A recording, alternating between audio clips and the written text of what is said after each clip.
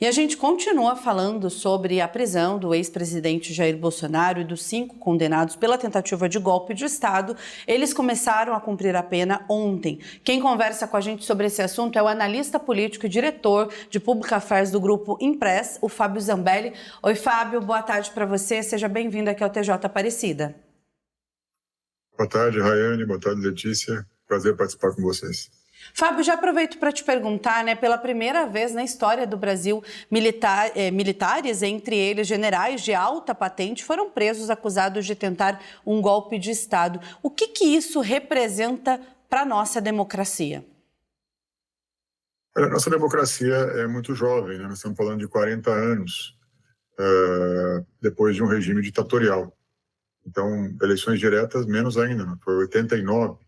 Então, a gente está falando de um período relativamente curto, se vamos falar em intervalo histórico, em que nós temos eleições diretas e a democracia, digamos assim, pulsando no país. Então, esse julgamento conduzido pelo Supremo Tribunal Federal, ele teve um caráter simbólico muito relevante, porque além de avaliar ali as condutas de cada um dos acusados de tentativa de golpe, de abolição violenta do Estado Democrático de Direito, que é uma tipificação penal, jovem também.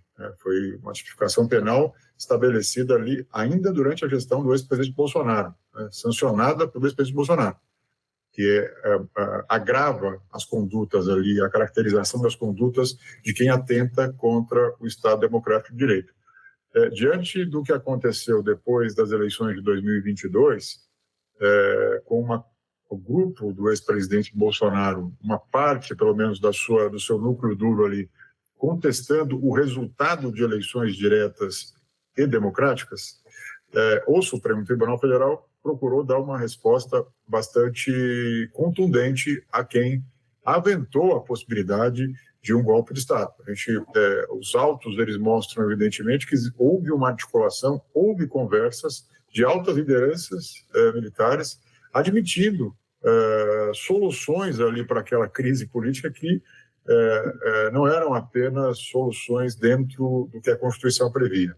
Então, me parece que o Supremo, ao condenar com penas duras e agora executar essas penas, inclusive de militares de alta patente, generais, almirantes, integrantes da alta cúpula do Exército, da Marinha, estão cumprindo penas.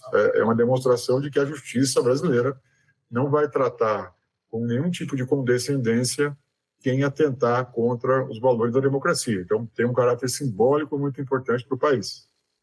Fábio, boa tarde. Exatamente, você falou aí, o cumprimento da punição fortaleceu não só a democracia, mas também outras instituições, como você mesmo falou, Ministério Público, a Polícia Federal, mostra justamente a consolidação dessas outras instituições aqui no Brasil.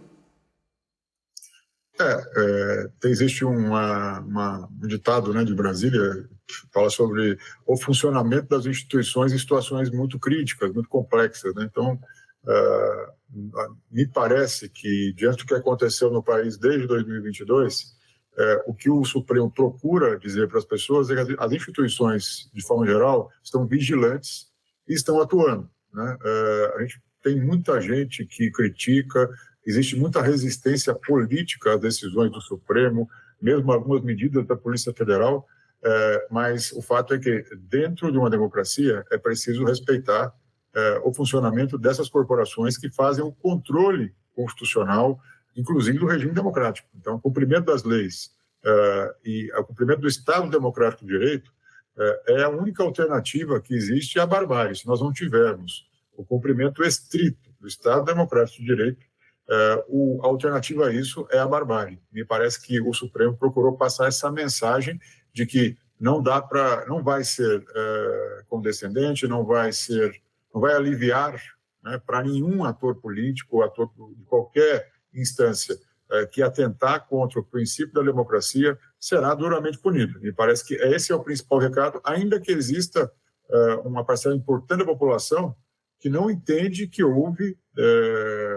dentro da tipificação penal do atentado à democracia, da suposta tentativa de golpe, que houve a caracterização desses crimes.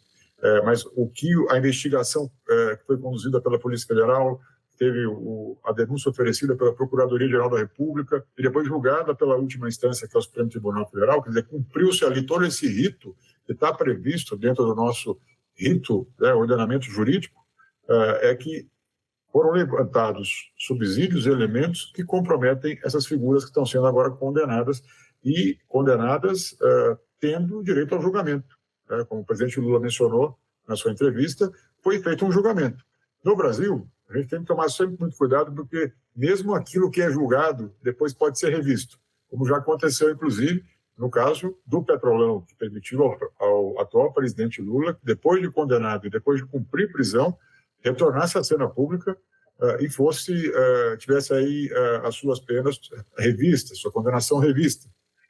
Então, no Brasil, nunca isso é definitivo, mas nesse momento, em novembro de 2025, a mensagem que fica do Supremo Tribunal Federal e desse ordenamento jurídico brasileiro é que a democracia tem hoje um sistema de controle que funciona e que vai punir quem atentar contra ela. Zambelli, a gente está aí quase 2026, né? Ano eleitoral, tem eleições presidenciais. Como que você vê todo esse cenário agora? Qual que é o impacto, né, dessas condenações na disputa do ano que vem? O ex-presidente Bolsonaro, que está cumprindo já a sua prisão agora, está sendo a sua pena, né, a sua condenação executada definitivamente a partir do despacho que foi feito pelo ministro Alexandre de Moraes no dia de ontem, já era previsto a condenação dele, eu acho que desde o início do primeiro semestre desse ano. Não tinha muita dúvida de que ele seria condenado e que a pena seria mais ou menos entre 25 e 30 anos, a pena foi de 27 anos e 3 meses. Ele já estava, portanto, e já tinha 2 condenações no âmbito da justiça eleitoral, que o tornavam inelegível para 2026, e agora tem mais uma condenação no campo criminal que o coloca em cerceamento de liberdade. Então, ele é um ator político importante que tem muitos apoiadores no país, que é a principal força política do campo da direita no país, mas sobre o qual já pairava, já pesava o estatuto da inelegibilidade. Portanto, ele não tinha condições políticas e jurídicas de disputar a eleição de 2026. O que mudou foi que o rito executado pelo Supremo Tribunal Federal foi mais rápido do que se esperava, inclusive no que diz respeito à execução da pena, ou seja, da prisão de Bolsonaro. Quando essa prisão do Jair Bolsonaro acontece, ainda no mês de novembro, ou seja, há 4 meses do período ali em que os governadores, por exemplo, terão que desistir, renunciar, né, aos seus mandatos para tentar lançar as suas candidaturas à presidência da República. E há 4 governadores, pelo menos, do campo político da direita, né, que aguardam esse desfecho da novela Bolsonaro para decidir o seu futuro. Você acaba antecipando algumas decisões que estavam ali projetadas para depois do Carnaval, para março, para abril, para esse momento. Então, dezembro passa a ser um mês importante de articulação entre esses nomes da direita que buscam apoio de Bolsonaro, mas que querem traçar ali um caminho político hoje um pouco mais independente daquele bolsonarismo mais ideológico, mais radical.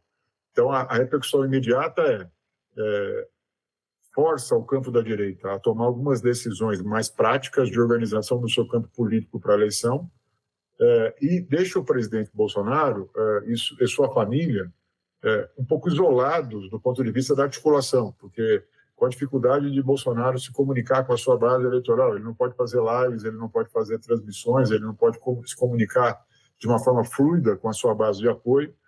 Os filhos, um deles está nos Estados Unidos, ali com risco, inclusive, de sofrer processos judiciais, o risco de se voltar ao Brasil, ser preso.